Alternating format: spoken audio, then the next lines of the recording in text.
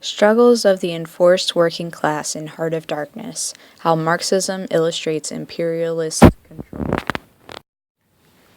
Marxist theory and ideological studies reinforce the confliction of social classes in economic systems which provide the foundation for capitalism. This socially constructed phenomena exceeds any one societal region when European imperialists claim control over African Congolese in Joseph Conrad's novel, Heart of Darkness. Depicted in this video are several literary critics who analyze Heart of Darkness in conjunction with Marxist theory to illustrate the horrific power and dominance asserted over the lower class to extrapolate resources for imperialist gain, while they exploit the Congolese culture, land, and people. Here to explain Marxism and ideological state apparatuses is the one and only Louis Althusser, with help from John G. Peters and Karl Marx. To induce economy, there is infrastructure and superstructure. Infrastructure is where humans are placed into categories, mainly the bourgeois and proletariat, who form the capitalist society. Superstructure conspires to guarantee the infrastructure remains stable, where humans are subjected to ideologies to perpetuate that infinite stability.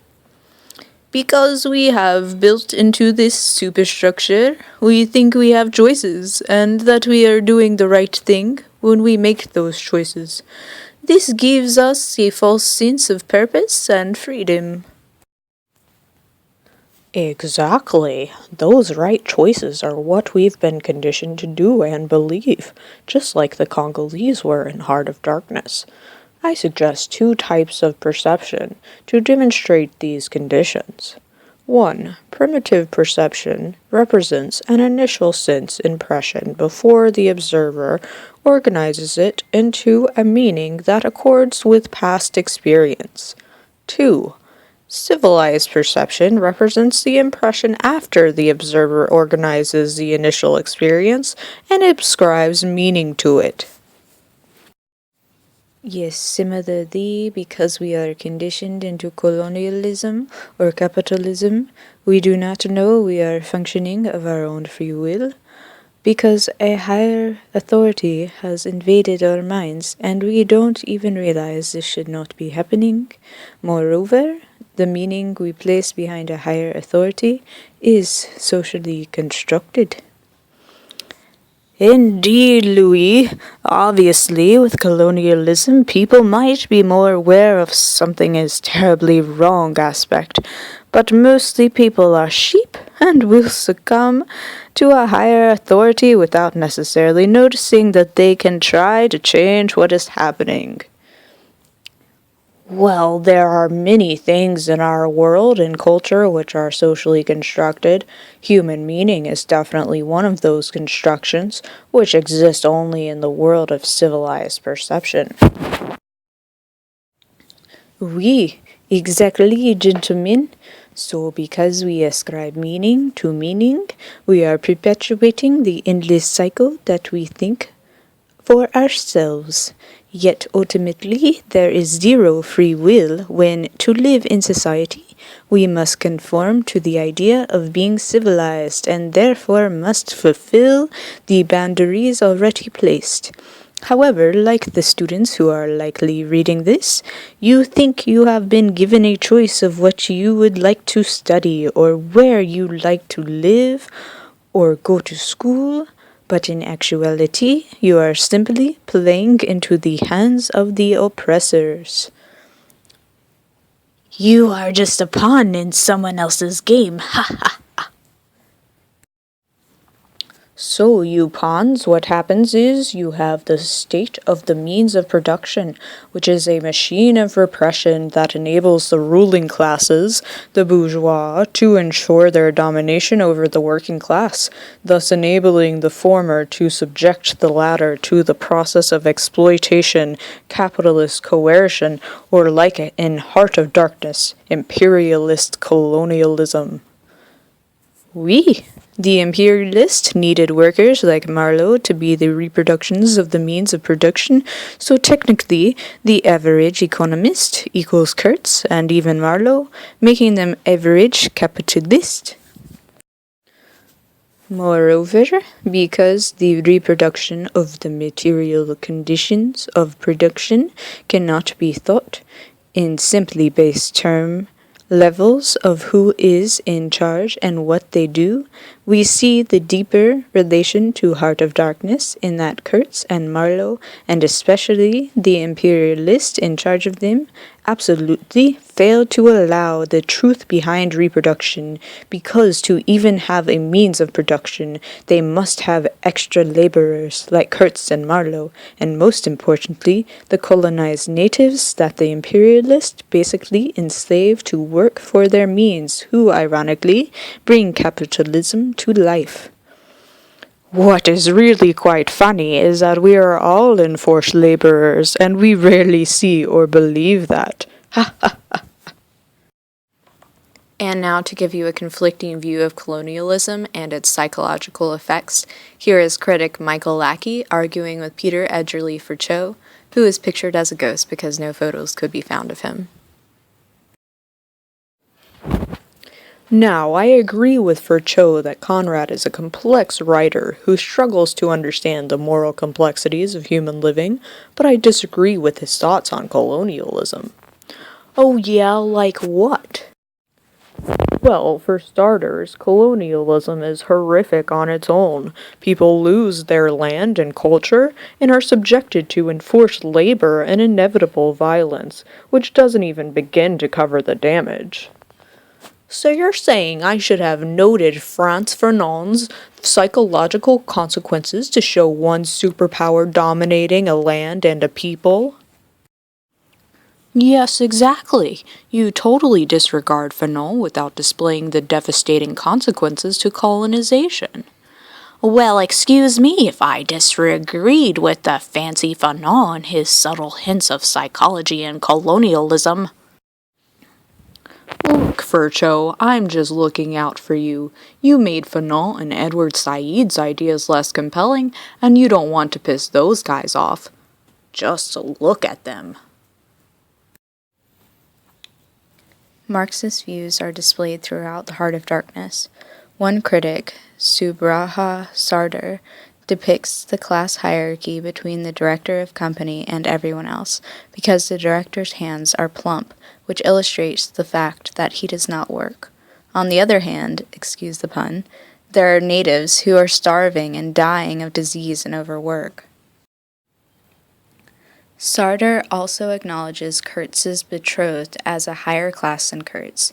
Moreover, her relatives do not approve of him.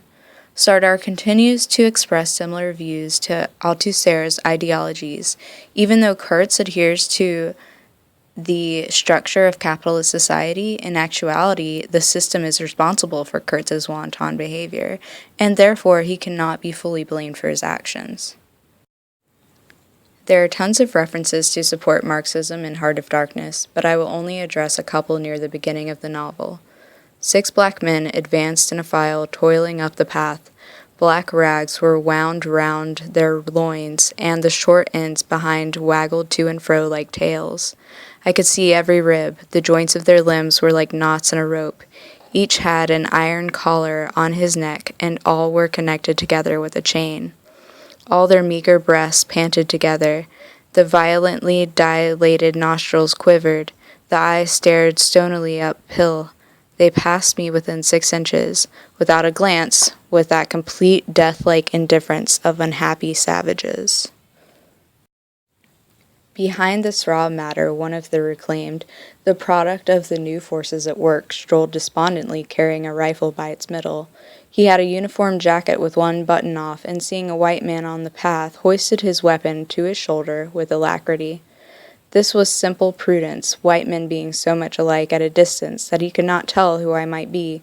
He was speedily reassured, and with a large, white, rascally grin, and a glance at his charge, seemed to take me into partnership in his exalted trust. After all, I also was a part of the great cause of these high and just proceedings. This account by Marlowe gives his first impressions of the Congo, but also examines his afterthoughts while expressing this narrative. His tone sounds sarcastic and critical of the white men and his own role in the part of the high and just actions of imperialist forces. His acute details of all the enforced natives are heart-wrenching and obviously retrospectively bothersome to Marlowe. Now for a depressing song which illustrates the devastation in society where the cyclical patterns enforced by the state are perpetuated by the working class. Lyrics written by my brother Jeremy and me. Music written by me on ukulele. Today I see a child drowning in sedation, drowning in the pace of our strictly scheduled lives, like a soldier on the front, like a lamb to the slaughter. We reconcile the loss and we justify the fight. But will we find someone to trust among the betrayed and forsaken? Will we find someone to share in this strange, confusing life? Will we ever feel the warmth that love brings to the cold? Or will we ever truly see what's important in our lives? Overwhelmed by routine, our humanity left vacant. The habit we've become takes us from the child. Eventually we'll see that we're nothing but a shadow, chained to a life we detest and despise. But will we find someone to trust among the betrayed and forsaken? Will we find someone to share in this strange, confusing life?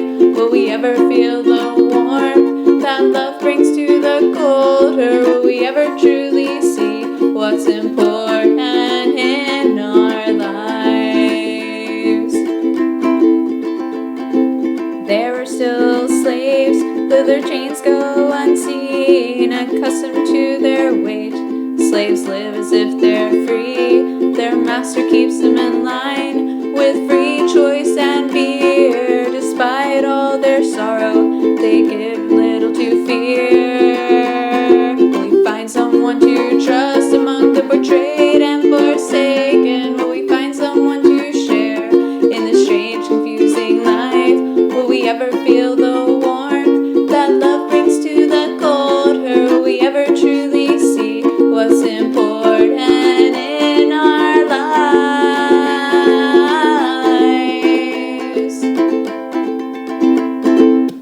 To take the child we must learn from our mistakes and somehow find the strength to resist our way of life.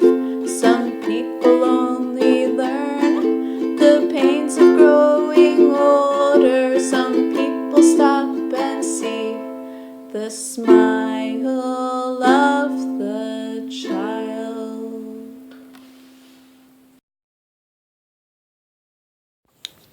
Thank you for watching. Please forgive me because I know there are some spelling and probably grammatical errors, but it is way too difficult to go back and change them because technology and I do not get along. I also apologize for butchering and making up some of those accents, but I hope it was entertaining and informative regardless.